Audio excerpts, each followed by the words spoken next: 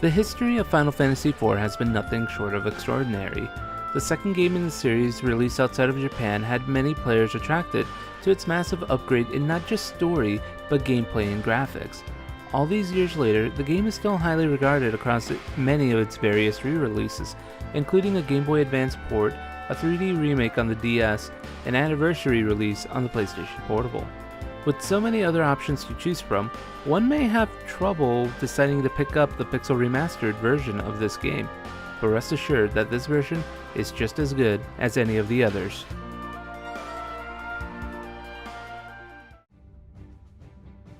The story of Final Fantasy IV begins as the captain of the Red Wings, the Dark Knight Cecil, returns from Mysidia, where there he forcefully took the crystal from the sages who reside there.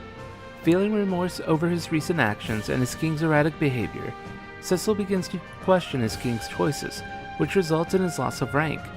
Following one more mission, which results in an entire village getting destroyed, Cecil looks to atone for his past atrocities and try to talk some sense into his king.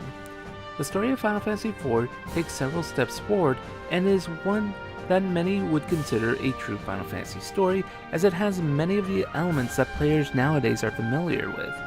The intertwining stories, the character betrayals, the love and everything truly began with this one. The biggest example of this, or of these character arcs as I should say, comes from Cecil, as going from a Dark Knight into a Paladin is quite the journey. In his Dark Knight attire, many villagers are afraid of him, remembering the atrocities he did, and even question if he can complete this new task. But when he does return as a Paladin, they are in awe, but they still remember what he did, and don't forgive him easily, if at all.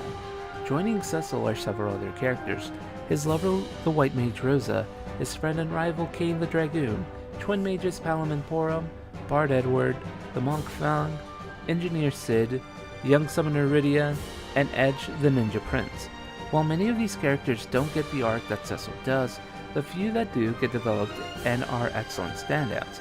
Rydia's journey from young inexperienced summoner with a fear of fire because that's what caused her village's destruction is a pretty interesting one to watch as she gains the confidence, but it does last a little too short. Cain, on the other hand, is quite the standout character. A childhood friend to Cecil and Rosa, but having a deep harbored jealousy of Cecil for Rosa choosing him allowed for his mind to be corrupted and easily manipulated into serving Golbez, one of the game's overarching villains. The villains in the game are also a step up from prior entries, as well, yes, their motives are still mainly conquest, they have a more nuanced take to them, with Bacante being the standout of these villains, as he is the standard bearer for the noble demon archetype that is popularized today.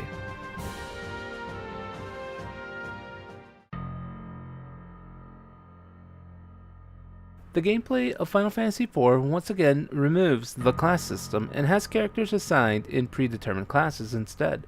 Many characters will go in and out of the party before it settles into its final form, and while it is a bit disappointing that 4 loses the class system, from a narrative perspective it makes sense, as the Dark Knight turned Paladin arc of Cecil is integral for the game's plot. But while the loss of the job system is a downer, the addition of the active time battle system more than makes up for it. The ATB system puts you on a timer, as you cannot choose your actions until your timer gauge fills up. Once it fills up, you can complete your action, but be wary, as enemies do not wait for you to choose what your action is and will continue to attack you as you're planning your move. The addition of real-time attacks instead of waiting adds another sense of strategy, as you'll have to constantly be thinking ahead. Bosses have also been improved on from prior games, as many will have counterattacks to your moves or take defensive stances that make many of your attacks ineffective unless you're able to attack them in a certain way. It's the numerous changes like these in gameplay that make the combat in Final Fantasy IV much more engaging than its predecessors. In addition, you have multiple overworlds to explore and new additions to travel, such as the Black Chocobo, which can fly short distances, cross rivers, but only land in forests, a hovercraft which allows you to traverse rocky terrain, and the Lunar Whale, which allows you to travel into space. Final Fantasy IV also has many optional areas for you to go to and get more powerful weapons or spells. Like all the Pixel Remasters, it has the options for classic or modern graphics, alongside music and the experience boosting. And you also have the option to slow down the battles in case you're struggling. Unlike its original North America SNES release, Final Fantasy IV is not an easy game, and the challenges of the ATB may prove a bit overwhelming at first, so having the option to slow down the battles a little bit is a great help. Final Fantasy IV Pixel Remastered is a beautiful looking game. Crisp sprites and excellent attack animations make battles a joy to play through, watch, and even grind a little bit. But the true standout of Final Fantasy IV Pixel Remastered, much like its original game, is its music. Final Fantasy IV Pixel Remastered had a tall task of remixing many of these tracks, as some of these are some of the most beloved in the series. And needless to say, they knocked it out of the park here.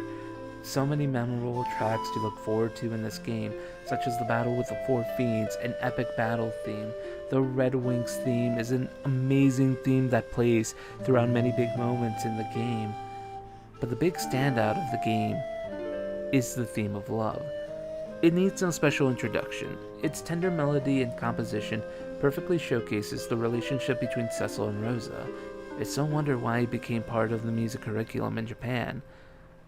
To say the very least, the music in Final Fantasy IV Pixel Remastered is excellent.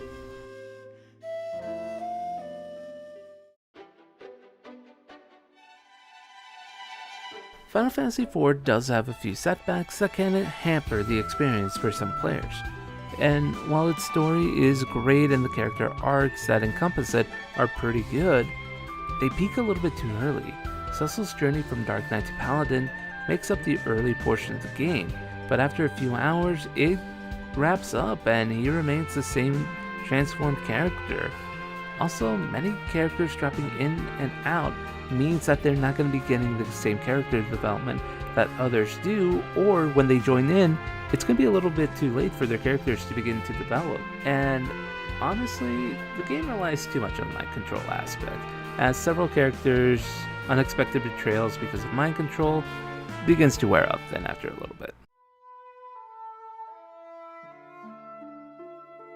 The original Final Fantasy IV is what many consider to be the first great Final Fantasy game, and for good reason. Its fantastic story mixed with its active tie battles made for an excellent adventure. Mix in one of the best scores in the franchise's history, and you have the recipe for an all-time great.